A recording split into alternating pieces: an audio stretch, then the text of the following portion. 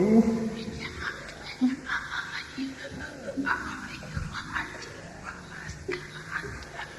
Maybe they won't find me if I keep still and don't make a sound. Please don't let them find me. Please don't let them. Don't get away from me.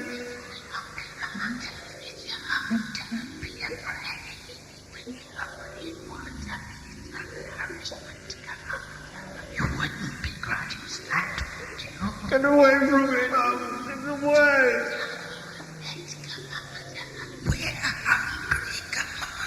We're hungry, come on. Don't let us down, We're hungry, come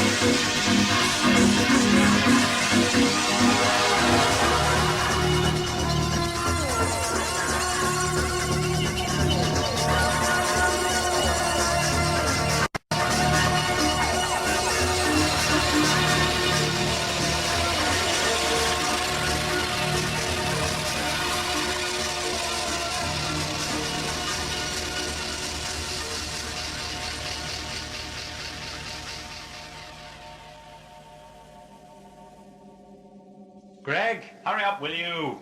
Soon be with you, Doctor. Yes, well, come on. We're almost ready to materialize.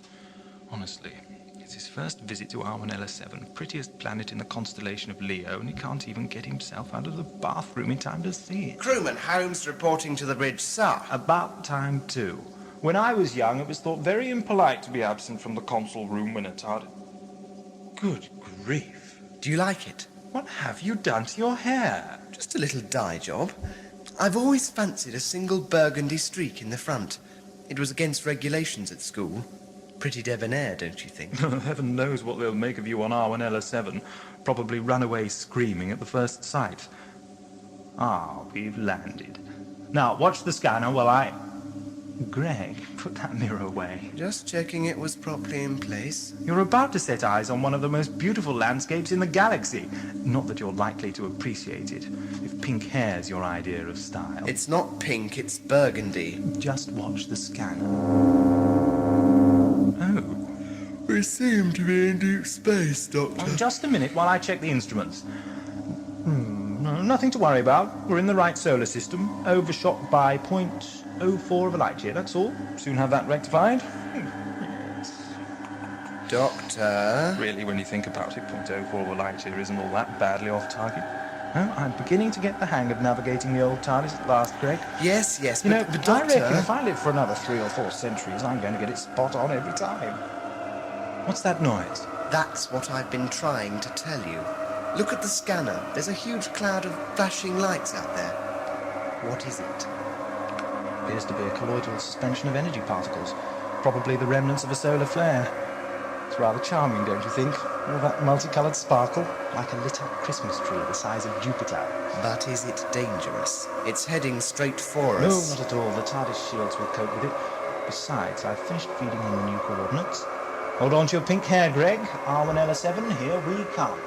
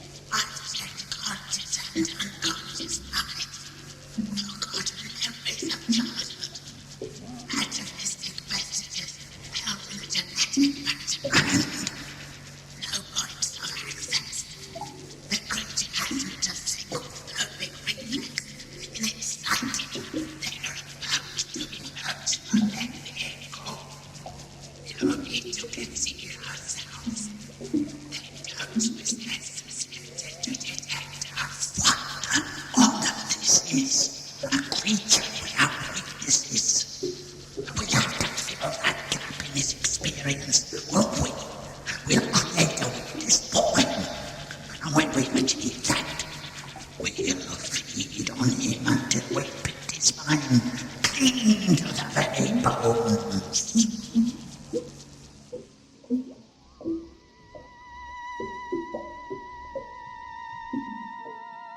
All right, I'm sorry. Prettiest planet in the constellation of Lear. Well, so it is. We've just landed in a less than pleasing part, that's all. Huh, you're telling me. A warren of brick tunnels running with dirty water. Well, it must be a system of catacombs under one of the cities. Come on, I can hear a stream quite close. If we follow that, it should lead us What's the matter? Water from the ceiling. Got right on top of my head. Wait a moment, will you, Doctor? Are you going to stop and look at yourself in that mirror every 5 minutes? I want to check the dye hasn't run. Debutante at her first ball. No, it's all right. Look, can't we just get back into the TARDIS and go?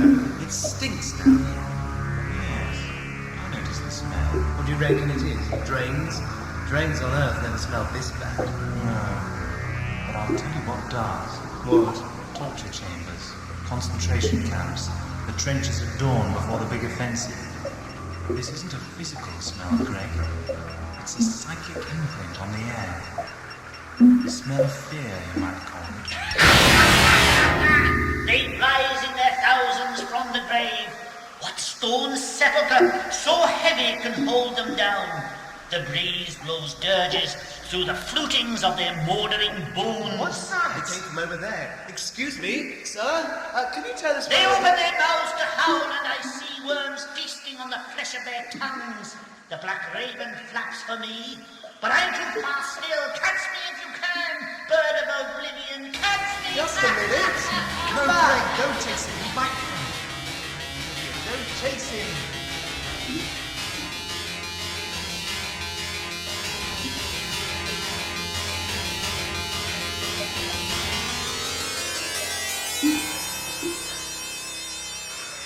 Where did he go, Greg? I don't know. There's a dozen sci-tunnels up there. Well, I doubt if he'd have been a very reliable guide. Let's just walk along the side of the stream. It should lead us to an outlet fairly soon. Who do you think our verbose friend was? An escaped loony in hiding? Oh, will you look at the water in that stream? I've never seen anything so filthy in my life. Doesn't even show our reflections. Yes, that's curious, isn't it? No matter how polluted, it ought to have some sort of sheen. Perhaps it contains a chemical that reduces the surface tension. Or else I... I'll wrestle people with the angel of death like Jacob made them all. I'll get him off you, Doctor. The devil's in Christ to his aid, but I've got teeth to fight him. Pleased to make your acquaintance, young lady. I've got the devil in my grasp, Miss Pritchard. Shoot him now quickly, before he turns Gorgon and petrifies us all. Hey, get out of my line of fire. You two, whoever you are, don't move an inch. I have a full clip of bullets and I don't care if I use them. Who's moving? Please don't shoot, whatever you do. I didn't know you were scared of guns. It's the noise I'm worried about. If she fires that thing off down here, it'll burst our eardrums. Stop talking. Tell me who you are and what you're doing here. At the risk of sounding dense, if I stop talking, I won't be able to tell you. Sounds with the voices of thunder. No, the graves give up their dead for judgment. I think she means it, Doctor. Young lady, you see before you two harmless, deafened travellers. I'm called the Doctor, and this is Greg. I'd ask you your name, but I don't think I'd be able to hear the answer. How did you come to this place? Surely people are travelling to Armanella 7 all the time. What does it matter which route? 7. You think you're on 7? Aren't we? Don't trust them, Miss Pritchard. They're the voices of doves, but their tongues are the tongues of serpents. Oh, they could be prisoners like us. There's no reason why we should be unique. Doctor, look, we're in the river. Oh dear. Miss Pritchard, I know this is the oldest trick in the book, but would you please look behind you? Why? What? First dead men walked, and now they swim. I leave before it dances a hornpipe. Help me fish this poor devil onto the shore, Grace. Is he dead? I'm afraid so.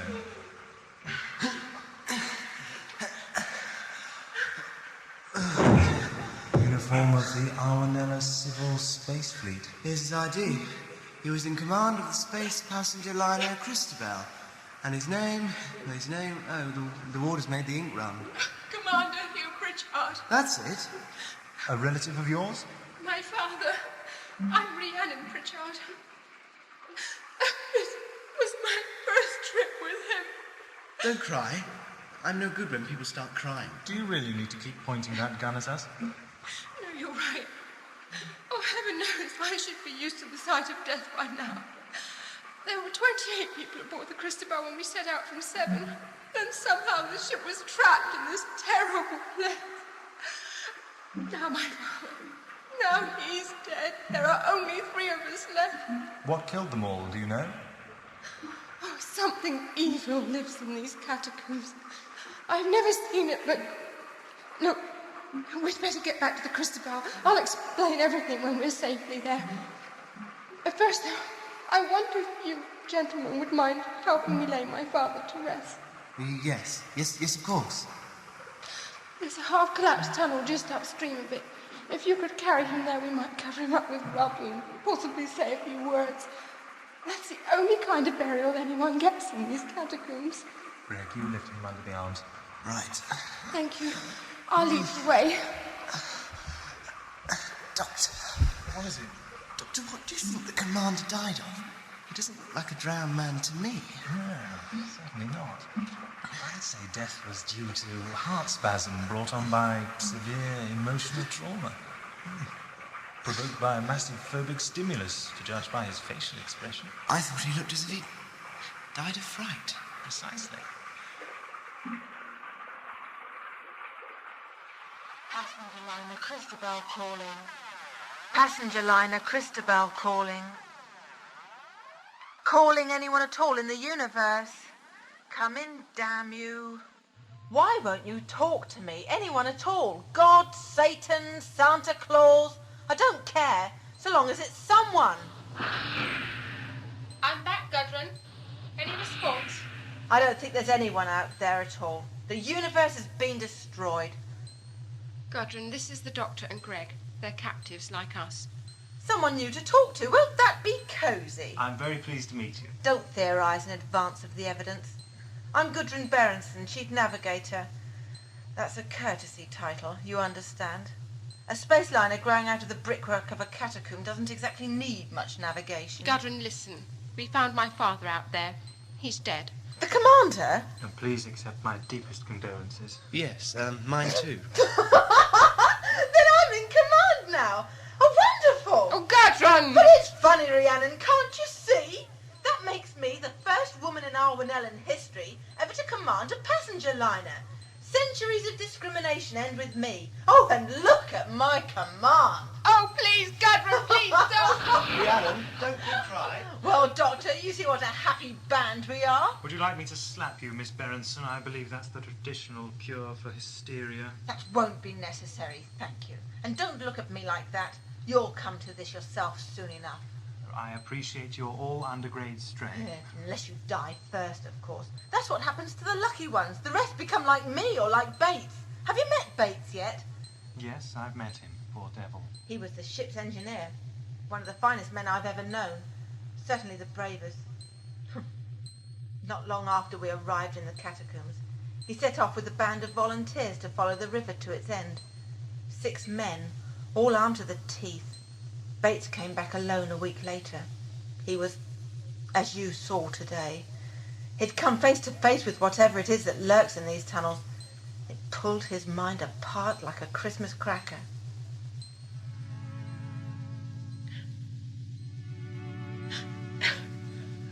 I wish you'd believe me, Rhiannon. Now the doctor's here, you've got nothing to worry about. You couldn't be in better hands. That's a very attractive dress you've got on. That's gallant of you to say so, Greg. No, I mean it. I'm sorry I'm making such an exhibition of myself. This is my best dress, actually. I packed all my favourite clothes to come on the Christabel cruise. This was for wearing in the nightclubs of Hertigan. We never got there. You will. I promise.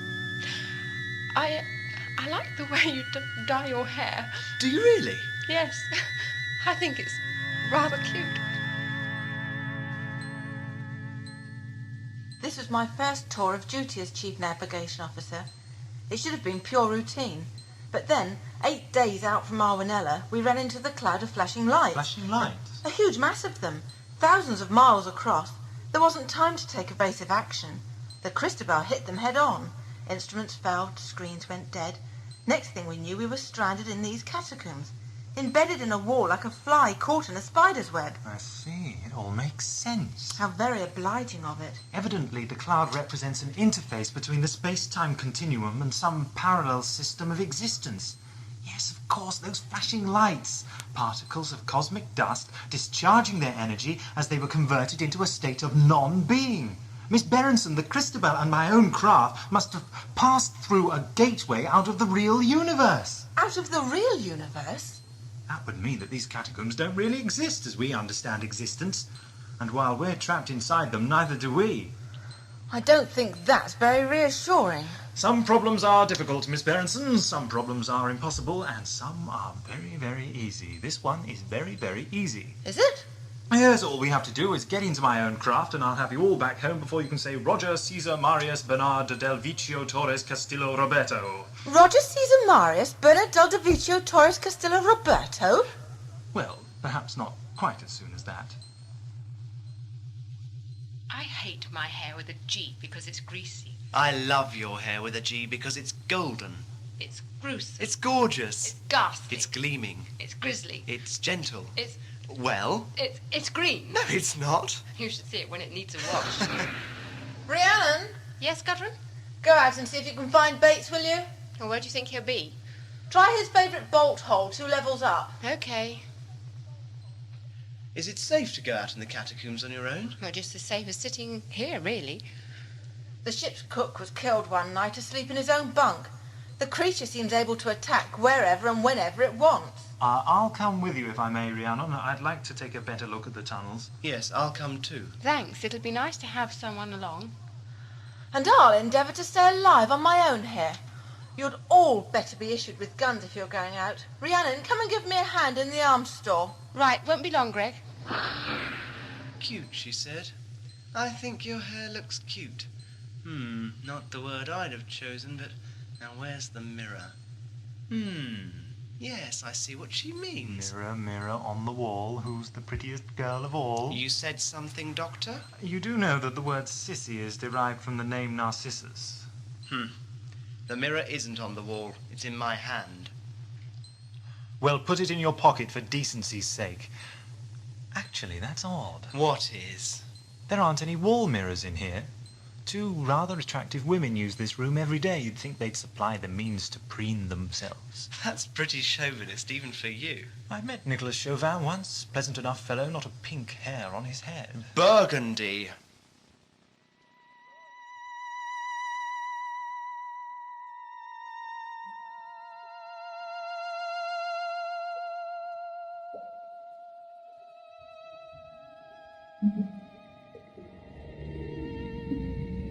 How is the work proceeding? Preparations completed now. We've spent a lot of time on this and consumed a great deal of our own energy. I hope the new source of nourishment will be worth the investment. Not much longer now, then we'll be ready to strike. Where are the subjects? They've left the space vehicle and ascended 2 levels of tunnel. They should reach this point very soon now. Not much further to go. Bates has a little shelter in the hold of an abandoned freighter. I can't get over all these old spaceships trapped in the brickwork up here. We've passed over a dozen. Some of them have been here for centuries. I wonder what became of their occupants. I'm afraid that's not hard to guess. Let's not talk about that, eh? This place is giving me the creeps as it is. Watch that, Greg. It doesn't do to give way to fear.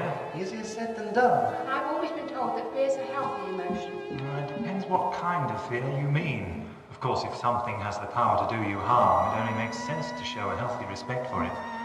Only a fool isn't on his guard at the prospect of danger. But there's another kind of fear that destroys the mind, affects the judgment, makes you act irrationally. It's a disease, and the way to cure it is by logic. That's a lesson every Time Lord learns. We may suffer trepidation, disquiet, uncertainty, even occasionally misgiving. But sheer, blind terror is something we never know. Lucky old you. Perhaps you just haven't found your weakness. I bet you have one, though. Everybody does. Not Time Lords. No irrational fears? No phobias? What about heights or enclosed spaces? Or wide open spaces, for that matter? What about spiders? Or snakes? Or fire? Or crowds? Or the dark? Or hospitals? Or bees and wasps? Greg? That's mine. Bees, wasps, hornets. I can't stand them. When the summer comes, I don't go out into the garden for fear of them buzzing around the flowers. I didn't know that, Greg. 3 years old I was, standing under a tree throwing stones up into the branches. There was a wasp nest, but I didn't know. My stone dislodged it. It fell at my feet and burst open. I was in hospital for nearly 4 months, suffering from the shock and the stings. You see, Doctor, everyone has some horror lurking in the cupboards of his mind. Everyone, Doctor. What is it? I've heard that before. It's the noise the creature makes before it kills. It must be very close, Greg. I'm frightened. It's not a real sound, it's some sort of form-wave interference, I think. Try to resist it. Don't hurt! It's like a spike through my brain! Concentrate! Listen, pretty music, all right, children. The symphony of Fear. Look, there he is, Briggs! The devil was a fiddler, and a fiddler bold was he. He draws his bow of horror across the soft, wet blood of your brains. Quickly! Come on, Rhiannon! The sooner we fetch him, the sooner we'll all get out of here. We only want to help you. All of black wax, but he'll not get his claws on me. He'll not line his nest with my hair and fingernails. Oh, I can't stand anymore. I can't. Daughter, where are you?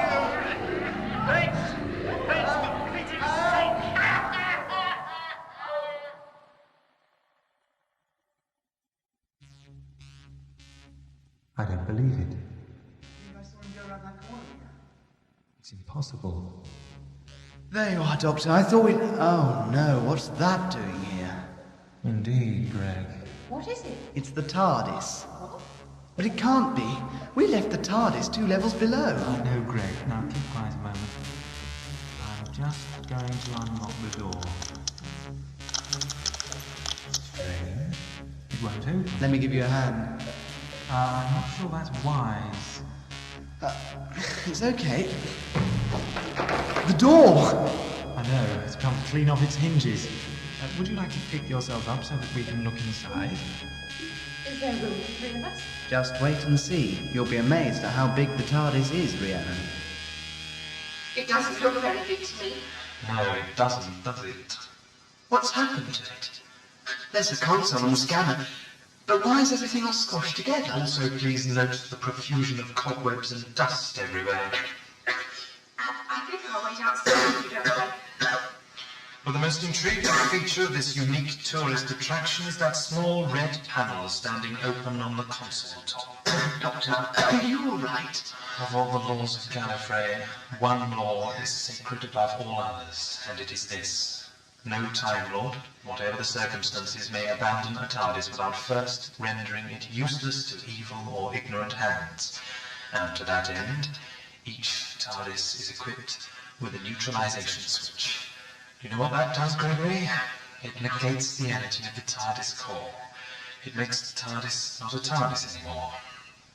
One moment, tremendous forces are maintaining an entity the size of a city within the apparent space of a few square feet. The next, there's nothing but an oblong box full of rubbish. Neutralization, you see? I don't see. How could all this have happened? Just get out of here and let me trouble breathing. How could it happen, Greg? I'll tell you. There's only one possible reason why a Time Lord ever scuttles his TARDIS.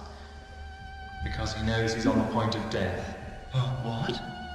Sometime in the future. My future, that is. The past of these catacombs. I'm going to die here. Do you understand now? Someday I'm going to materialise here. And something's going to kill me. I'm just going to have the strength to destroy my TARDIS, then I'll crawl off to wake the air. And there's the evidence. Don't talk that way. You don't sound like yourself. That's because I'm not myself. I'm something different now and then. I'm a dead man. No, listen. You mustn't let this get on top of you. It probably won't happen for centuries yet. Anyway, everyone's got to die sometime, Doctor. You know that. Oh yes, everybody dies, universal law. But there's another law, Greg. Nothing mortal ever truly believes in the possibility of its own death. It's an unimaginable concept. The mind can't grasp it. If you want proof, look at the risks people take in their everyday lives. They climb mountains for the fun of it. They smoke nicotine. They volunteer to join armies, go into war. They drive at speed down fog-bound motorways. Why? Because they don't like living? No. Because each and every one of them secretly believes himself immortal. He believes that for him there's a unique, special dispensation from death. And look at your Earth, Greg. The millions of people who waste year after precious year in boring office jobs or demeaning service, enduring lives of quiet desperation. Don't you see? If they really believed they only had a limited amount of time to play with, they'd go insane with the fear of failing to make the most of every last split second granted to them. And if you humans, with your pathetic lifespans of less than a century, if you can't imagine your time coming to an end, how much worse is it for the time lords? We have millennia. Of course we don't believe we'll ever die, not unless we're suddenly, out of the blue, confronted with incontrovertible proof of our own destruction. Calm down, Doctor. You'll soon get over the shock. Panic, Greg. For the first time in my life, I don't know what to do. Doctor, come quickly. It's Rhiannon. Come on, Doctor, this way. What? Oh, yes, all right then.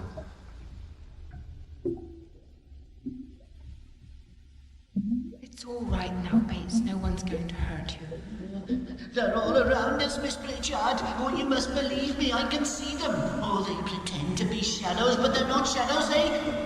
Oh, look here, two of them now. No, it's only two friends. They're here to help you.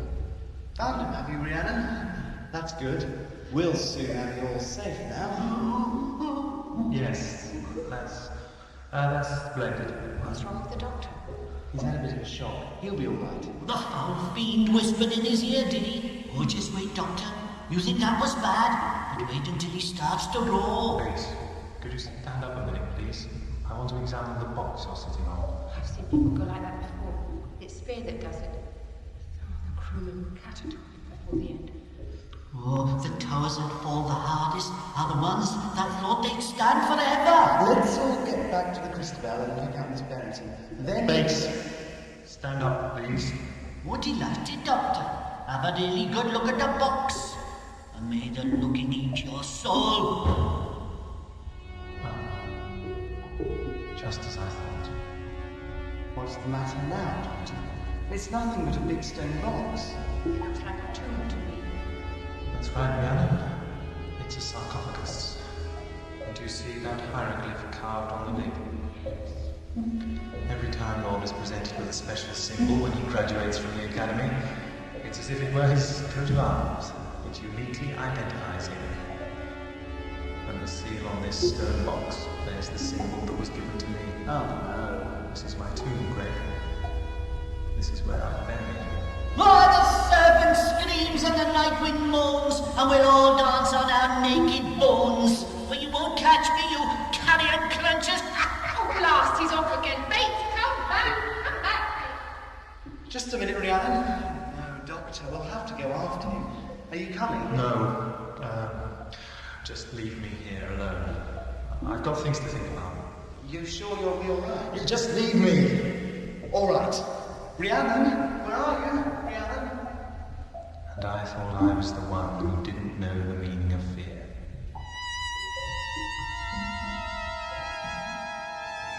So, our plans come to fruition. There are great cracks in the dam now. It will soon split apart completely. I can taste his terror on here.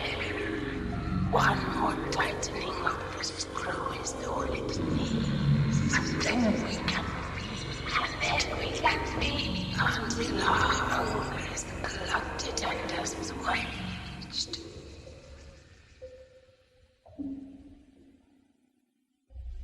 Rhiannon? Rhiannon? sure she came this way. Rhiannon? Bates? Rhiannon? That noise! It's eating my mind! Quick, Greg, in here!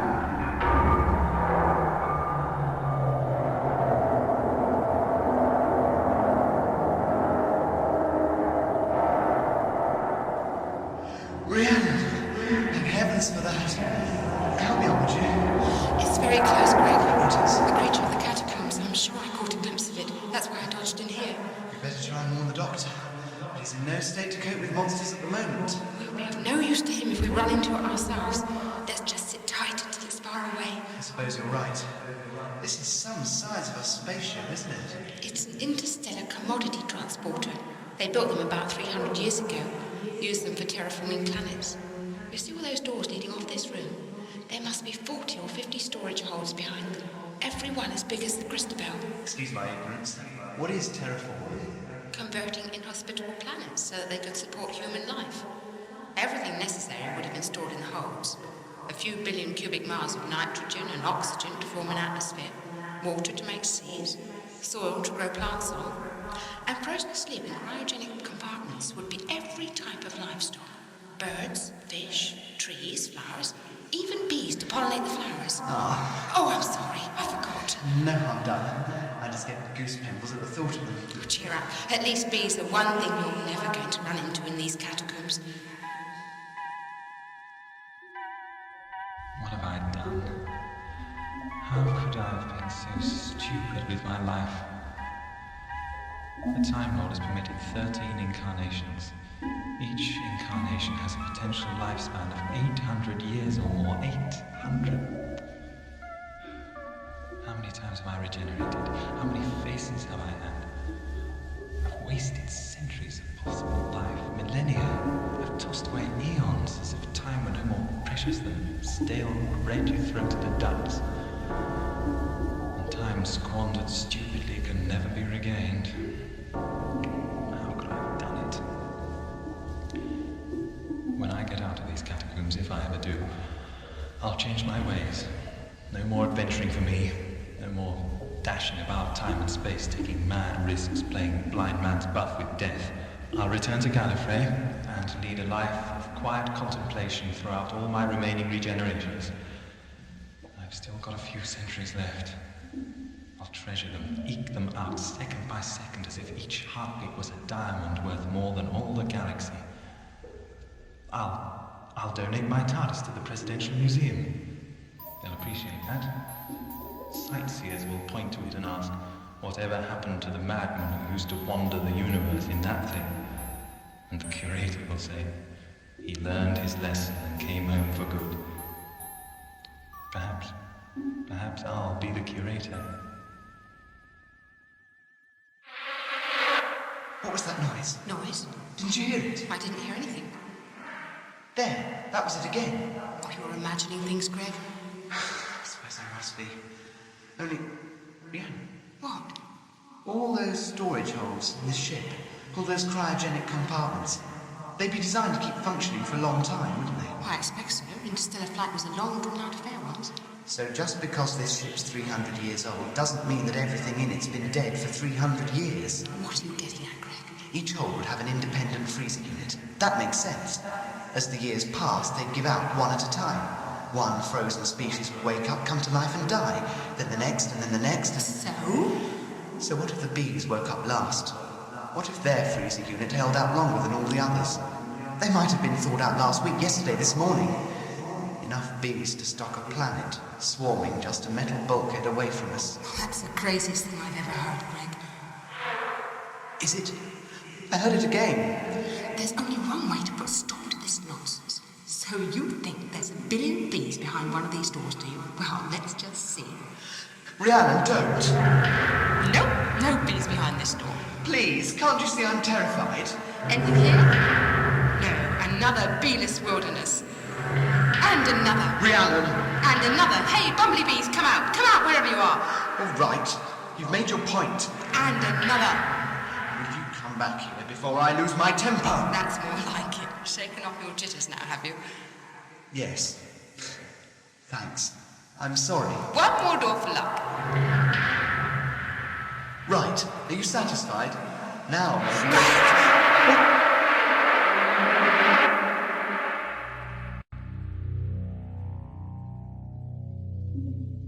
How many regenerations have I left?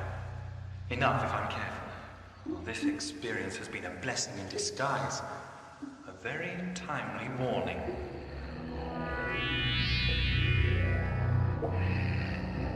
How is the doctor's collapse progressing? Not as well as we expected. Oh, why not? He has great reserves of mental resilience. He's rationalizing his fear, coming to terms with it. So quickly, one can only be impressed. However, nourishment is nourishment. We must reopen the doctor's wounds before they heal. Introduce some new element to the situation. Some monster from his past, perhaps. He doesn't fear any of them. No, what we have to do is tighten the screw on the weakness we've created. His newly acquired fear of death. I'll take over. Doctor! Who's there? Who's there, I said? It's only me from over the seas, said Barnacle Bates the sailor. Run along, will you? I'm in no humour for your antics just now. Well, well, well. Look at the brave, brave hero sitting on the floor, trembling in front of a stone box like a rabbit hypnotized by a stoat. Where's your scientific curiosity, Doctor? Why don't you open it and look inside? My dear fellow. Shall I tell you what you'd see? A fat black rat gnawing at your heart, Doctor. And a fat grey cat nibbling your other hand. And maggots dancing between your ribs. And spiders spinning in the spaces where your eyes should be. What in here?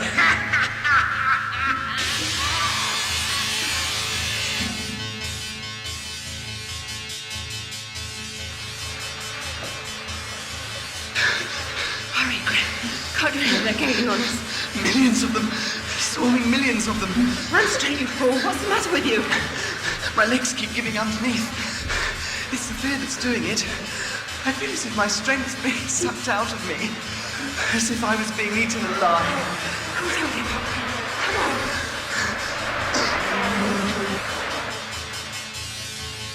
Leave me alone, Bates. What pleasure can you get from tormenting me?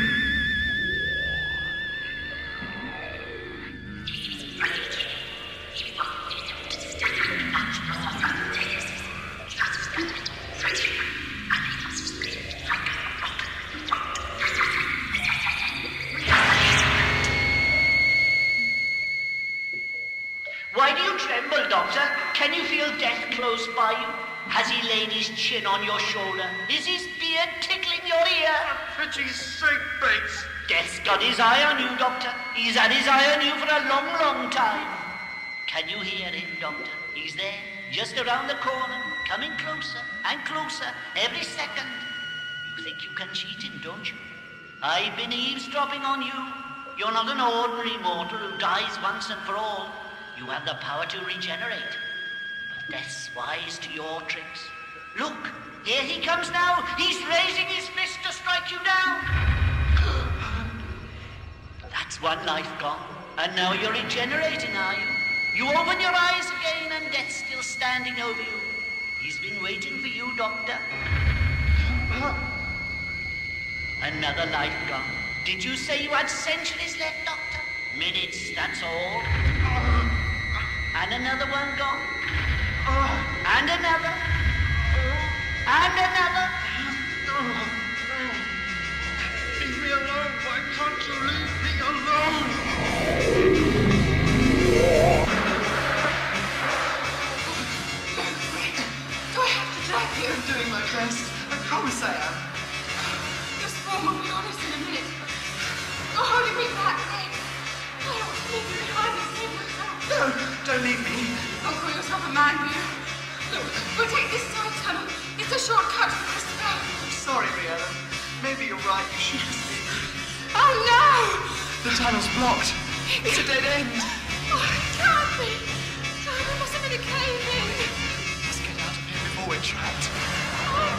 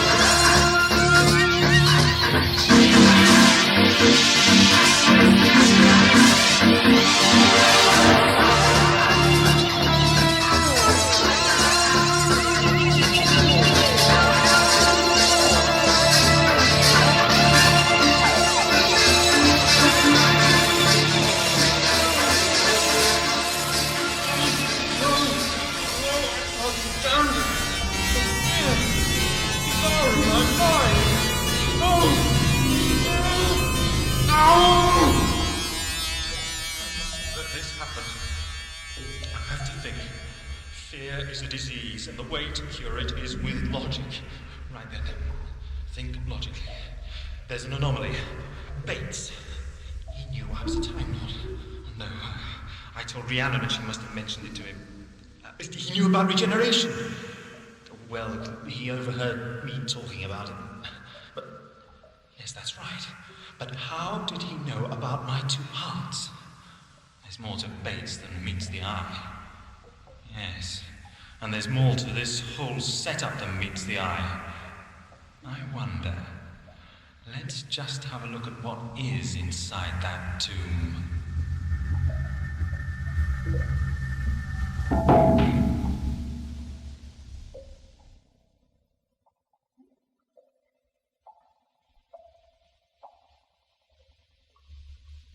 Doctor?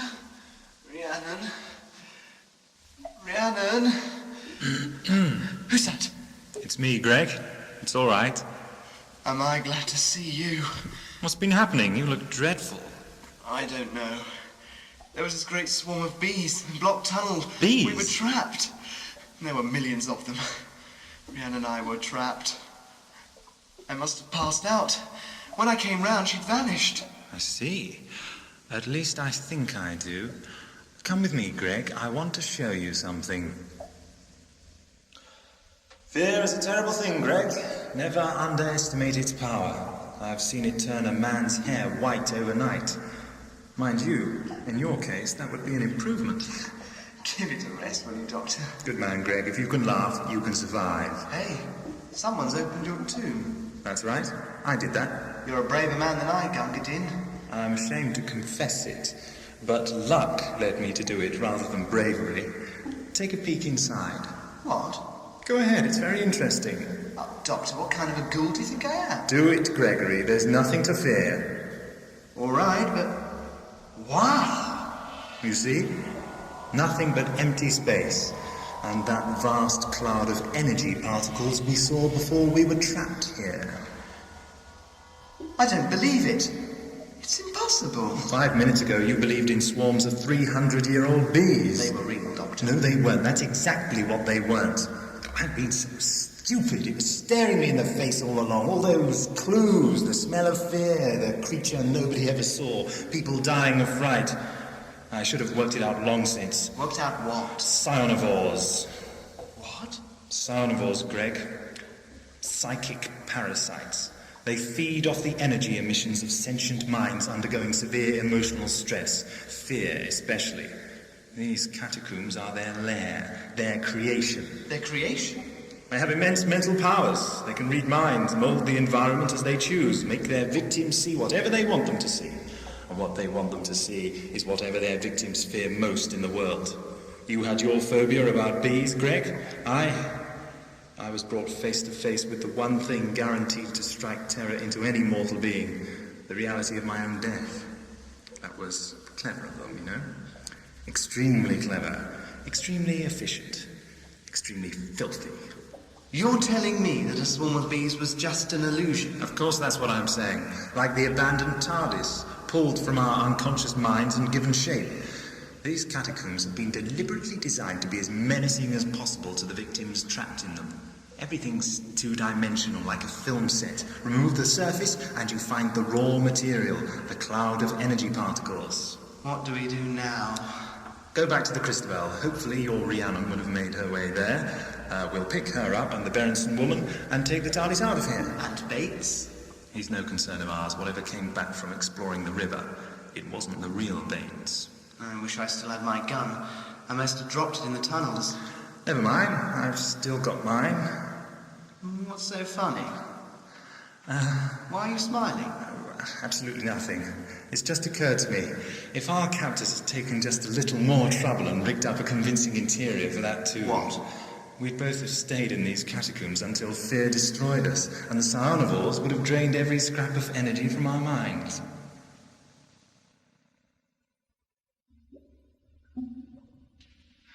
I think we're nearly at the Christabel now. 2 more turnings, if my memory serves correct. You know, I can't get over Bates being one of those Psionovores. They can take any shape they choose. It's simple illusion. I should have guessed, really. His antics were a bit too perfectly calculated to keep the others jumpy and receptive to fear. So that they'd always be instantly available as a food source. Poor Rhiannon. I don't think I've ever met a species of creatures as obscene as these Psionovores. The Daleks are positively fragrant by comparison. Can't we put a stop to them somehow? I doubt it. They're creatures of psychic energy. Ordinary weapons wouldn't harm them. If only there was some way of using their own powers against them. But I don't see how. Doctor? It's all right, Greg. Remember what I told you. It only has as much power as we let it have. Resist it, and it can't harm you. All right, that's all right. You were right, Doctor. Well, don't sound so shocked. I quite often am. They didn't put up much of a battle, did they? They knew they wouldn't win that way. Didn't want to waste energy. Very economical, these Psionovores. I wonder what they'll try next. How will you take this gun, Greg? Ah, there's the Christabel. 'Tis the middle of the night by the castle clock, and the owls have awakened the crowing cock. Twit, twoo! And hark again the crowing cock, how drowsily it crew. Hello there, Bates. I hope we'd run into each other again. As you see, I'm rather more myself this time. You're an amazing fellow, Doctor. Your powers of rationalization stagger me. Do you honestly think that death isn't real anymore, just because our picture of it was a fake? No, death's still real. And that's something I mean to come to terms with in my own time. For now, though, dealing with you, abominations, is uppermost in my mind. Unkind words. I think I preferred you when you were a gibbering wreck. I dare say we can soon arrange a repeat performance. Talking of performances, what's become of your Tom of Bedlam act? It was quite amusing, if woefully overdone. I'm going to take a special pleasure out of draining you, Doctor. I'll squeeze your mind from you drop by drop like juice from a lemon. Oh, you can't harm us anymore, you monster. We've seen through your game. Quiet, Craig.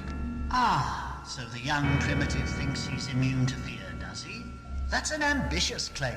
Leave him alone, Bates. I'm the one you want. Not afraid of bees anymore, Gregory? Not afraid of nasty, stripy, stingy little bees? Just let's see, shall we?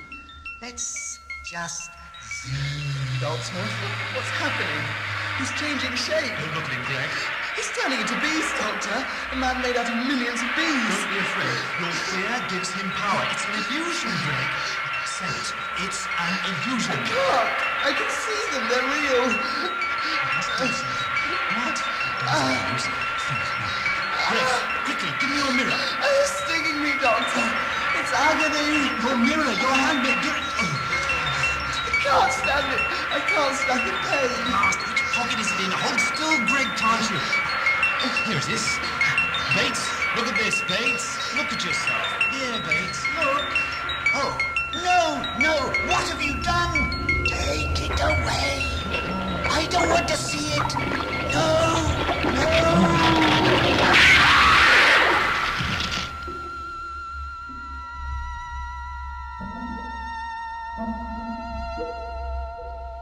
What happened? That was close. It suddenly dawned on me. What? A trick I learned with a Medusa years ago. Mirrors reflect reality, not illusions. When we looked at Bates, we saw a swarm of bees, but the mirror showed what he really was. He died of seeing himself. And that thing there on the ground, that was the real Bates. Ugh, it's disgusting. I should have guessed. That's why there were no reflecting surfaces in the catacombs. They can't bear the sight of themselves. That's their phobia. Can't say I blame them either. What a loathsome object. And you're sure he's really dead? Well, I'll make sure. What was that shooting? Oh, it's you, Doctor. I'm glad to see you're safe, Miss Berenson. Did Rhiannon get back to the ship all right? Rhiannon? No, I haven't seen her since you... Oh, no. Doctor, how are we going to find her in this labyrinth? Well, first things first, Greg. Let's get the three of us back to the TARDIS, then we can worry about the girl. I still want to know what that shooting was all about. Just us putting pay to a very nasty creature. What? Oh, my God! Not a pretty sight, is it? Doctor, look at her. What's happening? Someone help me!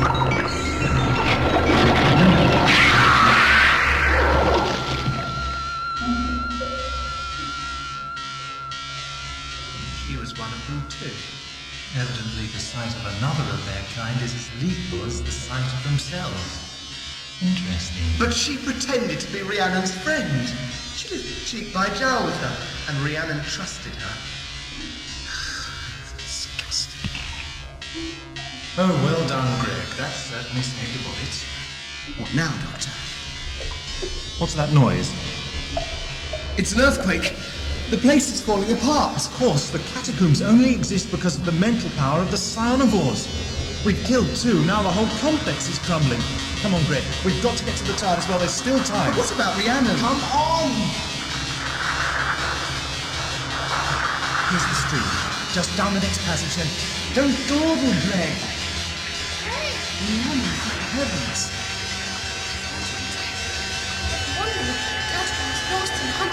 There isn't time for explanations now. Come on, this way! There's the TARDIS. If it's the real one this time, We'll soon find out. Hurry and get inside. The whole tunnel's coming down. Made it. I've never been so glad to see this room in my life. It is big inside. I see what you mean, Greg. Where are you taking us, Doctor? Who cares? Out.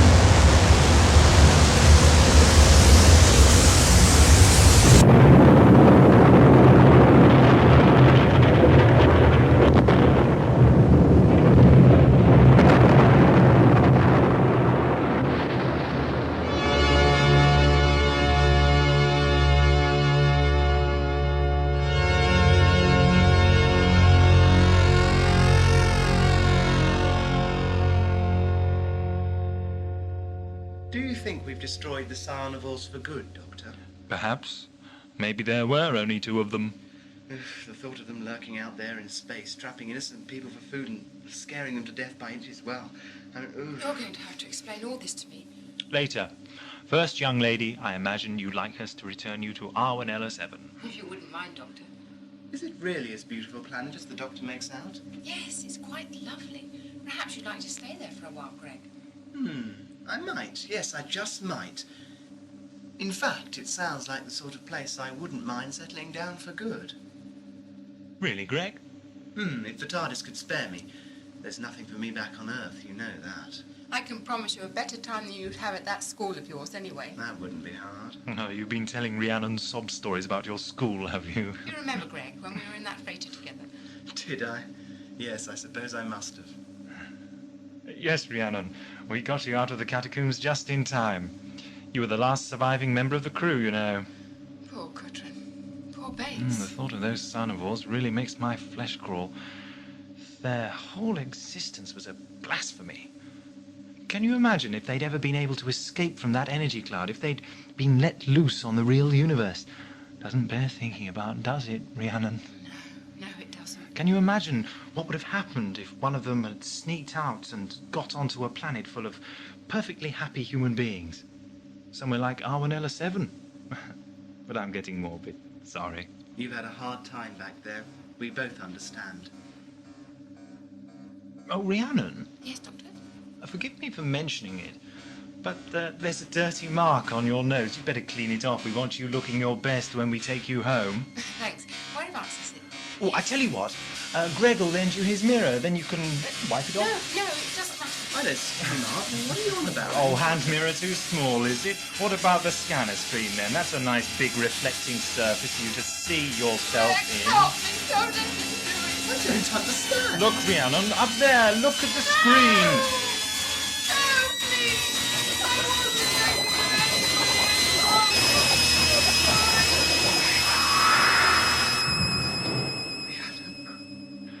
And that's the last of them. I'm sorry, Greg. I'd have given anything for my suspicions to be wrong. I don't believe it. Not Rhiannon as well. Don't you remember the way she kept niggling at us back in the catacombs about fears and phobias? Her job was to soften us up for the main offensive. When that illusory swarm of bees was chasing you, Rhiannon was the one who fed off your fear. I loved her, Doctor. I see. Would you like me to take you back to Earth, Greg? I quite understand if you want to go home after this. What? No, Doctor. No, I'll stay with the TARDIS if you don't mind. As you wish. You'll find there's one advantage to a wandering life like mine, Greg. And what's that? At least when things get really bad, it's always possible to move on.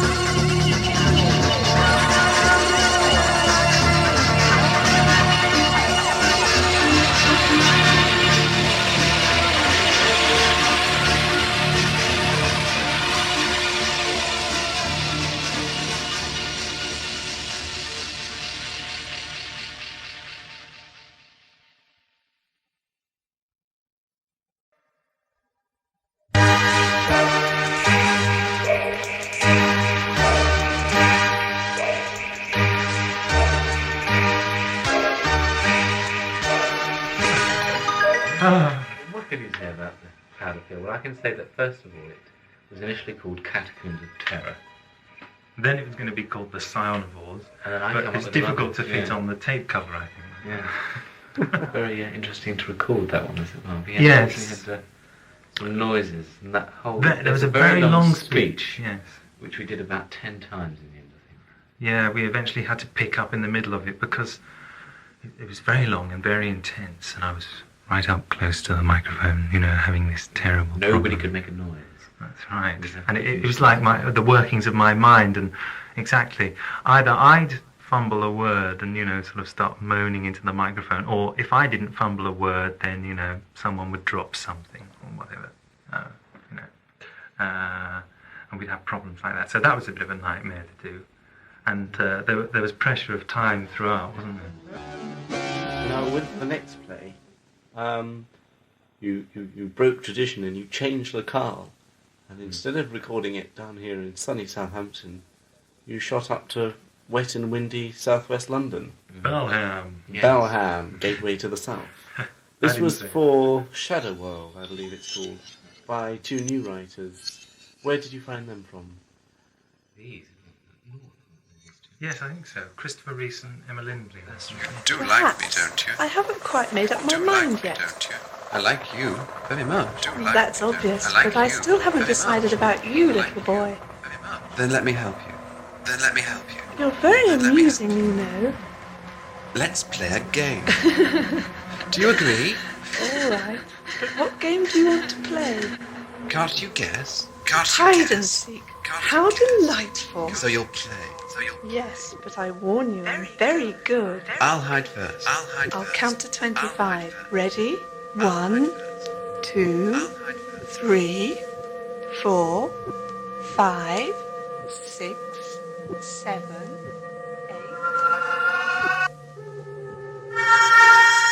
But they said it's rather fantastic, rather wonderful script. It's not a brilliant story, but the lines are something to be. It's very much a character story, isn't it? It is. It's got two, apart from the Doctor and Greg, Hmm. it's got two very sort of central characters to it. I think Miranda and what's the villain? Askren. Askren, yes. Yes. Nasty piece of work. It's more about Askren and Miranda than it is about Greg and the Doctor. Quite honestly, in a way, I liked it and disliked it. My ego disliked it because I wasn't in it that much. And when I did say something, it wasn't particularly interesting. It was the usual kind of Doctor facing up to his enemy sort of line. Not really a new angle on that kind of thing. But I liked it very much because it was mainly about Askren. He's the star of the show, really. And for that reason, it'll be a very, very interesting play, I think. It also gave you scope moving up to London to record it for like a whole new rep of actors to come in. Initially, I used to do a hell of a lot of the casting. That's because I think we were all You're power going mad, yes. Yes. Yeah. Besides the power madness, time was always against us. That was again my fault. I didn't allow enough time for rehearsals and things like this. But we're now learning from our mistakes, and now I think I leave it up to the director so that it's not me sort of trying to rack my brains and eventually using the same people that have been previously used. It's the director I want now to bring in his people or her people, depending on who directs it. After Shadow World comes a story called Maynard, which is written by the person that wrote Space Whale, Warren Martin. Yeah. How did you get him back again? After he did the pilot, it's a long gap between his first one and him coming back again. My excuse was I wanted another character to come in here. And Warren's the man. Warren's the man, you see. Warren introduced Greg and Nadia very, very well, I thought. And so I got in Rhea, the new companion that comes in this story. What can you tell us that we can look forward to about Rhea? Well, my quote is that she's a fine mixture between Frankenstein's monster and a test tube baby without the bolts or the nappies. Fine. Now explain that. It's very good, yeah. Well, he ought to write a story. If Cloud of Fear concentrated very much on the darker, subtler sides of sort of evil and attacks on the mind, Maynard goes completely to the opposite end, and it's a story about a man who is totally and utterly insane, and is, whilst not your melodramatic, typical Doctor Who villain, the whole thing is set in a lunatic asylum. Do you feel that you're possibly getting too far away from your public, your buying audience's normal conception of what is Doctor Who, bearing in mind that a story set in a lunatic asylum where everyone in it is basically round the twist, and one or two of them are extraordinarily violent as well. Well, you can parallel this into terminalism in a sense, if you like. A similar idea. Instead of being diseases of the body, you've got diseases of the mind. But no, that doesn't bother me. I mean, our declared aim is to try and do something. I mean, it's audio, and not that format of Doctor Who itself. What's the point of copying Doctor Who? What's the point of copying Doctor Who? If you're trying to be different, you're trying to sort of give a new idea to our listening public. Yeah, well, I suppose we're trying to do things that they don't do on television. The first three, as you rightly pointed out, were very much typical Doctor Who stories, and they did all the same things that the television programme does, I suppose. But I think certainly with something like Conglomerate, we're trying to explore some new ground, really. I think there's always room.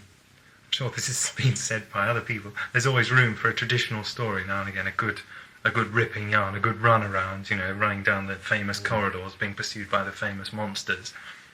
There's always room for that. Is that possibly, Nick, how you would describe Samuel Flint's story, the one that follows the mutant phase, which once again sees the Daleks back again? That's right, yes. Yes, is the answer to that. I would see it as a very typical adventure story. What are you doing, Liam? We're guarding the genetic code transmitter room. What for? Haven't you killed the intruders? No. Then I must inform Dalek Control. No. It is my duty. Stand aside, please. Our duty is to Tollum and the Doctor. The Doctor? Liam, my dear fellow, surely you know the Doctor is dead. He is not dead. He has been sent by Tollum to carry out his will. Oh, I don't believe this. Out of my way. There are new imperatives. Daleks want only to destroy us. The Daleks are our masters. They destroy only traitors to the Dalek cause. I am proud to serve them. Now stand aside. You must not report this. It is Tollum's will that we serve the Doctor.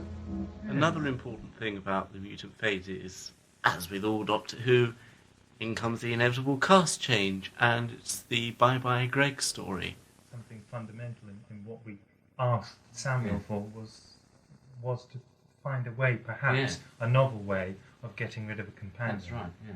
And it is. I think it's a novel way. I don't think it's been done on television. We didn't want him to get married or whatever, and we didn't want him to die either. Because you've already done that with Nadia. That's right. We don't want to get a reputation for killing everyone, do we? Maybe we do. I don't know. Now then, your company is called AudioVisuals. So we turn round and we say, at the end of your 15 plays, or however, or your 3 seasons of Doctor Who audio plays, are we going to see Doctor Who transferred to video? Ready? Stop. We run VTR. Run VTR. We've lost the smoke. That's your smoke. Well, the answer to Gary's question about whether AudioVisuals are going to do a Doctor Who film or not, well, I think it's no, but we have, for the last, 6 weeks or so, been doing a video, and it's not a Doctor Who video, but it is based on a science fiction sort of subject. And I have with me here the, I don't know how she'd describe herself, production associate designer, it's Fleur Whitlock. How would you describe herself, Fleur? Basically, general dog's body, I think. Well, you've brought along with you one of the more fascinating members of the cast. Well, it's only a bit of that member of the cast. It's one of the masks for the alien creatures who appear in the film. Yes, it's a full face, full head mask, and you don't see any of the actor apart from his eyes, which are keyed in with makeup. So, well, what did you base the design on? How did you go about designing them? Well, from the prose breakdown that was provided by the writer, I used his description of the alien and made several sketches, and worked from those sketches in clay to produce a 3-dimensional model, which I then cast in latex to show to the producer, Bill.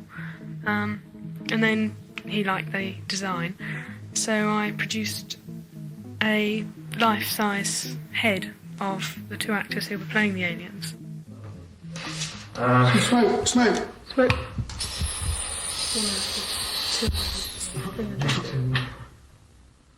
Working with Dreskin is like working with an old ashtray. Scene 111, shot 1, take 1. Sound engineer Nicholas Layton talks about the video project Gentafil. I really thought we were going to get something, And when I saw them, I thought, oh, aren't they good? I really did, didn't I? Did you? What's for the praise? What about the problems of, the two actors who played the aliens? I thought they were fantastic. Yeah, I really enjoyed them. Oh, they were great. Oh, Barry, I love Barry's performance. Of course, Barry's going to be in one of the audio plays soon. Yes, he's playing a fascinating character in the forthcoming story, which I won't say too much about, Nick. I spoke to Fleur about the problems the actors had in the masks. What would you say about that in terms of sound, especially? We had to redub all the sequences that were taken at East Point because, unfortunately, the masks, just talking through them, the sound was no good. So that was a sort of all-night session. When it came to redubbing it, I've got to say this actually. I took the rushes, including the redub material, to a job interview that I was going for the job of videotape editor, and the guy I compared the scene undubbed and the scene dubbed.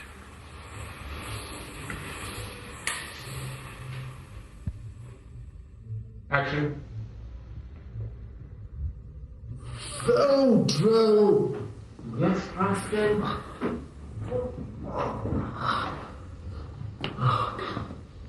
Here is the scene in question in its original form, complete with unwanted extraneous background music, bad acoustics, and microphone rumble. You've quite finished, Pedro. I believe I feel phase 2 coming on. Send out the dissemination signal, will you? And here is the redubbed version, crisp, clear, and ready to be voice affected. When you've quite finished, Vodro, I feel phase 2 coming on. Send out the dissemination signal, will you? Finally, when's this film going to materialise? Well, we were going to release it in September, but Well, wasn't the original plan to enter it for a young filmmaking competition, I believe? Nobody told me. For BBC Two, apparently. I think if we release it in December, we get a better deal that way. But it's going to be on show, hopefully at Southampton Park Hotel, and available at your video stockists soon. And demo release around the country. That's right. By Christmas. Fantastic. If only. Thank you very much. Thanks. Also available from AudioVisuals, The Time Ravagers.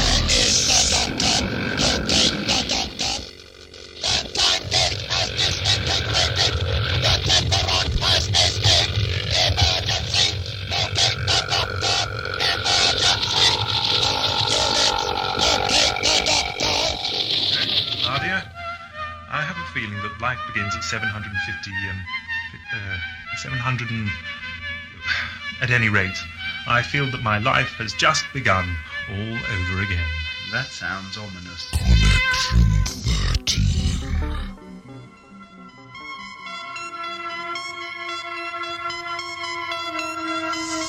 All maintenance staff, please clear Alpha Alpha 3 launch pad. All maintenance staff, please clear Alpha Alpha 3 launch pad. 4, 3, 2, 1. Sequence completed. Engines firing. We have launch. Align trajectory, Mr. Graham. Trajectory aligned, Doctor. Here we go. Hang on, Greg. Nadia.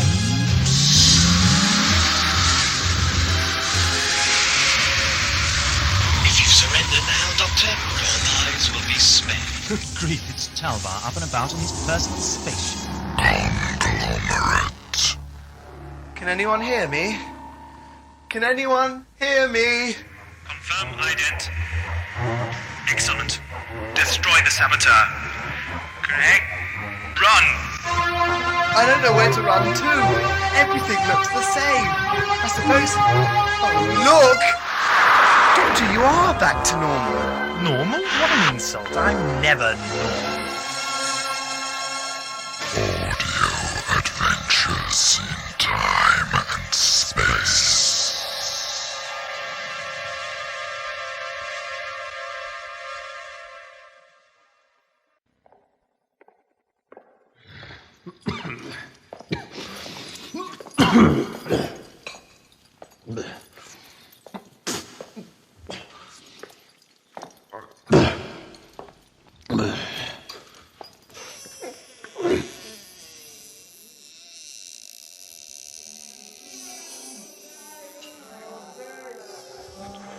The legends of Gallifrey speak of a world, and the name of the world they speak of is Hell. Minuet in Hell by Alan W. Lear. No, you've got to listen to me. There's a big blue metal box standing on a wharf at Shoreditch. Take me to it and I'll prove every word I say. Don't you understand? I'm a Time Lord from the planet Gallifrey and I... What am I saying? Come along, lad. Back in your cell. I'll bring you some laudanum presently to help you rest. 2 hearts! I've got 2 hearts. Put your hands on my chest. You'll feel them beating. Let go of me! Rest him! Out!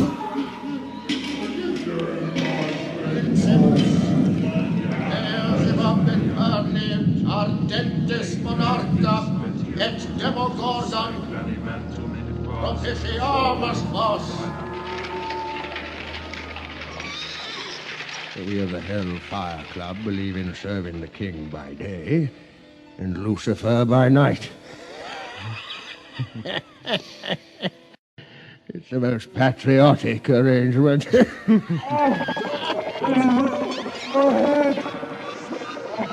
What's happening inside my head? It's going to blow! A page's turn for you now. You should thank your lucky stars Mother Fireship had the kindness to take you in, Lear. If only I could remember something about my past. It's all a blank except for my name. I think I was some sort of traveller. Take your hands off me! Spare me from this dirt. Don't interrupt my moment of triumph.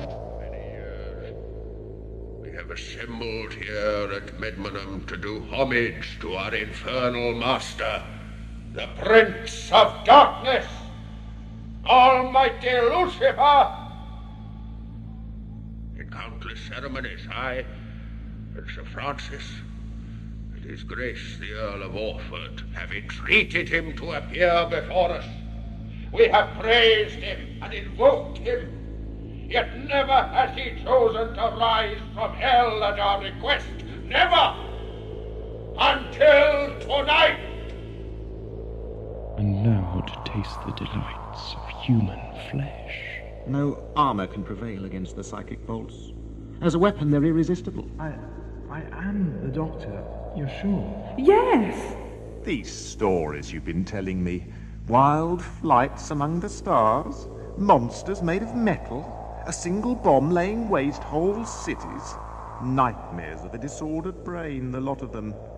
Man, you live in a make-believe cosmos. I live in reality. Good grief, I know what reality is. Government will be in your hands. And we will guide those hands as you exercise your new one power. Confess it, my lord. You know all this without our telling you. Not so fast, Sir Gullion. It appears you have me at a disadvantage, Doctor. Oh my, but this extermination is tiring work.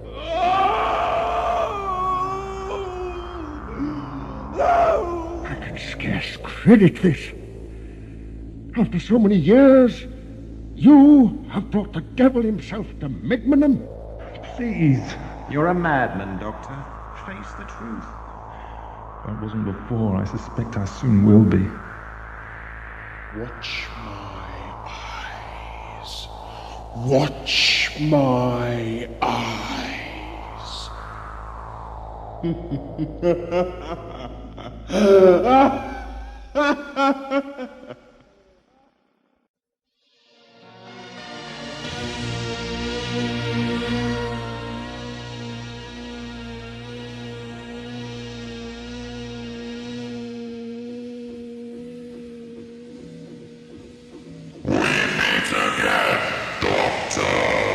Still you, is it? Hasn't there been an election yet?